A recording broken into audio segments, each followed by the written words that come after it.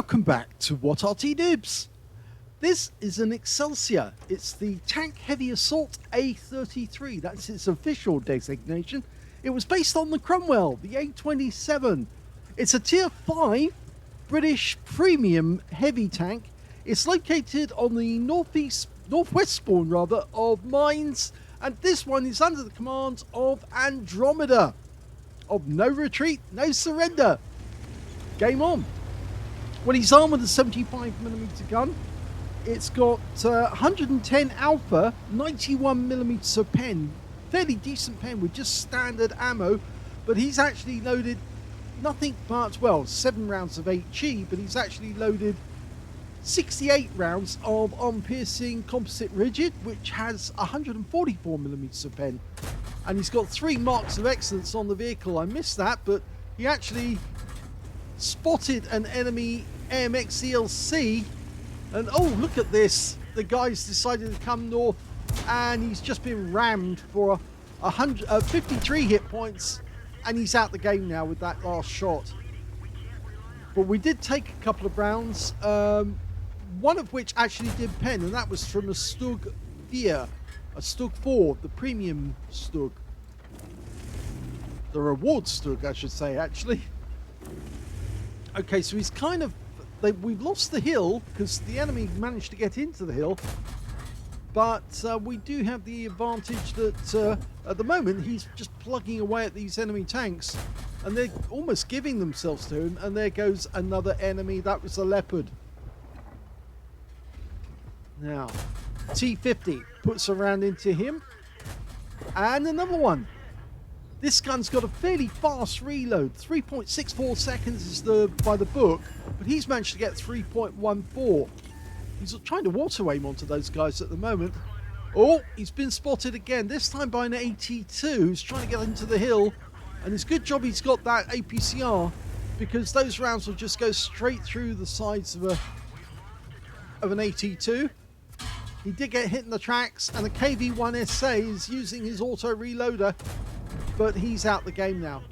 Yes, he made a bit of a mistake there. He allowed himself to get tracked. And, of course, Andromeda was going to take advantage of that and put him out of the game altogether. Well, we've managed to capture the hill. It's now ours because the enemy tanks that went on there have got killed. Our Leopard and our AMX CLC managed to get on there. And that enables Andromeda to move up to the center rock and start shooting at the enemy, because these wrecks are now going to act in our favour. Okay, he's got 2 tanks down there. They're bouncing rounds off our frontal armour, which is very strong. 1 kill on the T50. He's looking around for another shot.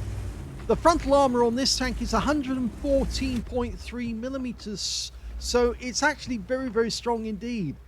This tank was originally designed to be a replacement for the Churchill after the Dieppe raid, because a lot of Churchills were lost on that raid. But it turned out that it wasn't the actual Churchill that was at fault, it was actually the terrain that they went onto.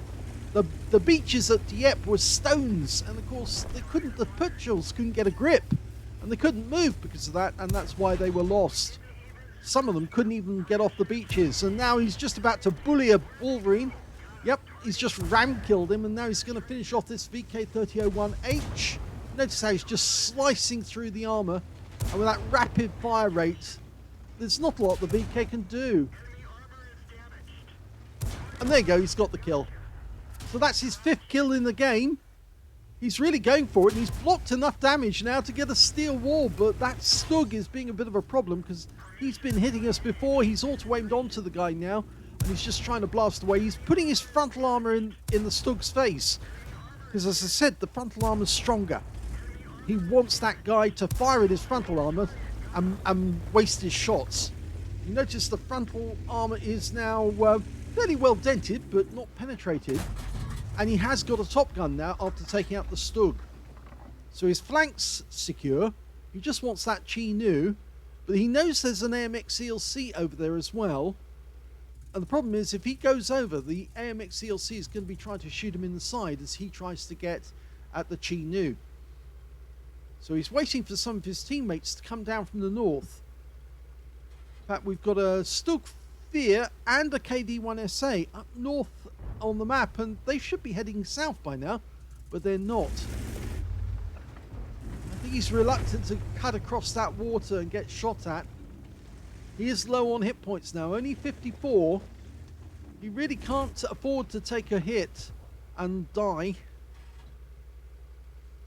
So he's just going to stay here for the meanwhile.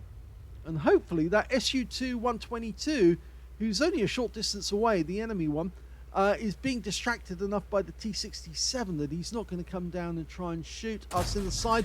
Oh, he almost got the Chinook there. Almost. And the enemy SU-2-122 has been killed by the T-67. So he's now safe from this side. And yes, he tracked him there. But he only hit the armor, just tracked the guy. And the T-67 is now starting to hit him. And that means that will suppress the AMX, so he can go after the AMX. Because the AMX won't want to stick his head up.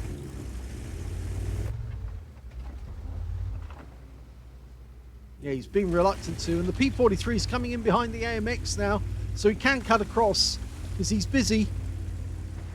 He's not going to be busy shooting at us. And that was the second to last kill of the game. The Chino is the last one alive on the enemy team. And he's trying to get at him. He wants 7 kills if he can get it. Just one shot. Oh, denied. But at least he got the top gun. And I think he also managed to get a steel wall out of this in the end. And look at all those dents on the front of the tank. Well, Andromeda hasn't played Excelsior for some time. You saw that it had 3 marks of excellence on the barrel, but it's been a while. He's actually had it in the garage, but not been playing it. But he took it out for a run, and look at this. He gets a first-class tanker, a fire for effect for doing more damage than the hit points of his own vehicle, a shell-proof for blocking more damage than the hit points of his own vehicle, a duelist for taking down 2 tanks who damaged him, a bruiser medal for getting at least 5 critical hits. In fact, he got 13. And he got a Hand of God as well for surviving the battle, having received damage from at least 4 different enemy vehicles. On top of which, he got a Spartan for taking a non-penetrating shot or ricochet when he had less than 10% of his hit points left, a high caliber for dealing the most damage in the game, a Top Gun for getting at least 6 kills, and finally, yes, he got a steel wall. He was alive at the end of the game, so he managed to pick that one up. If he'd been dead, if somebody had actually taken him out, then he would have missed the chance of that steel wall. But that's 4 medals, 4 main medals in one game. And his win rate from that game, 11,793. So he hasn't lost any of his skill. He's still able to dominate the battlefield in the Excelsior. And he knows how to do it as well. But it's just basically playing to your strengths. And this thing does have a lot of frontal armor, which means if you keep your front to the enemy, they have a difficult job trying to pen you.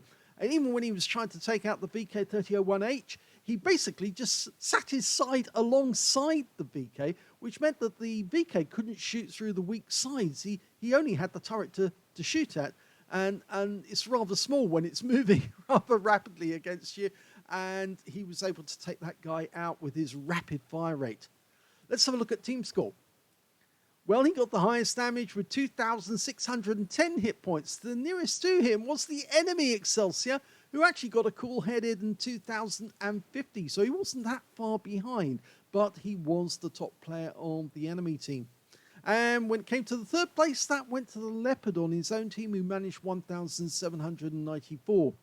When it came to kills, yes, he's easily the high scorer on this one. 6 kills went to Andromeda, 4 kills went to the T-67, and 3 kills went to the Excelsior on the enemy team and their T-67. Both OP tanks, the T-67 and the Excelsior, both OP, but the T-67, of course, is now in the collector's area on the in the game, so you can pick one of those up if you've got a tier 5 American tank straight away. So yes, very worthwhile, the T-67, because it's a decent little tank destroyer.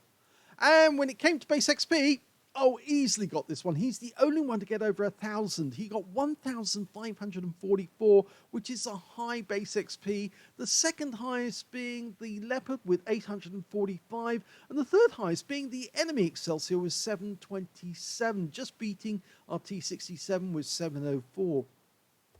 He fired 38 rounds in this vehicle. He had 75 ammo to start with, but as you saw, he did carry an awful lot of APCR Only 7 rounds of HE. He really didn't need the HE in the end. He was just blasting away with the APCR and getting good effect. 28 direct hits on the enemy, 26 penetrations, 2,610 hit points of damage, all of it done at close range. 22 hits received from the enemy, but only 7 of them penetrated, so only 1/3 of the rounds that actually struck him actually managed to make it through, and 15 non-penetrations. 1,760 hit points of damage blocked by armor. He spotted 2 enemy vehicles, damaged 9 of the enemy, killed 6, so yeah, potentially he could have ended up with the Radley Waters if he kept going long enough. 170 hit points of damage assistance. During the battle, he earned 67,913 credits on a premium count, but he did spend an awful lot on premium ammo, and as a result of repair, ammunition, resupply, and consumables, he actually made a loss of 44,410, but I'm sure he had a lot of fun doing it. 30 bonds for the achievement, 2,316 XP for the battle, ×2 for the first victory, 4,632 from Holiday Ops, or at least I think that's Holiday Ops or Mission Completion, and 926 because this is a premium vehicle you can actually buy in the gift shop, and 10,190 experience points altogether. That's a good total to add to his vehicle, but remember, he's got 3 marks of excellence on the barrel of his gun. All it'll do is actually improve his skills for the crew, and that will make him even more devastating whenever he uses it again. So I hope you enjoyed that little battle. It's fun watching the Excelsior being put through its paces. If somebody knows what they're doing with it, you really can be quite devastating against the enemy. If you enjoyed the replay, please give it a like. Do subscribe to our channel. Leave a little comment down below because it feeds the algorithm. And thank you for watching.